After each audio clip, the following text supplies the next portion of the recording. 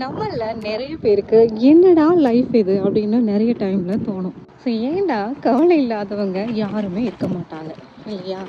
So நம்மளோட கவலையை இன்னொருத்தவங்கள்ட்ட போய் சொன்னோம்னா அவங்க ஷேர் பண்ணும்போது தான் தெரியும் நம்மளோட எவ்வளோ பெரிய பிரச்சனைகள்லாம் அவங்க வந்து ஃபேஸ் பண்ணிட்டு இருக்காங்க அப்படின்னு. ரீசெண்டாக நான் வந்து ஒரு வீடியோ பார்த்தேன். 2 குழந்தைங்களுமே அவங்களுக்கு மனநலம் பாதிக்கப்பட்டவங்களா இருக்காங்க. ஸோ அவங்களோட ஒவ்வொரு டேவும் அவங்களுக்கு எவ்வளோ கஷ்டமாக போயிட்டுருக்கோம் அப்படிங்கிறது நம்மளால் நினச்சி கூட பார்க்க முடியாது. ஒரு நாள் கூட அவங்களோட ஹெல்ப் இல்லாமல் அந்த குழந்தைங்களால மூவ் பண்ணவே முடியாது.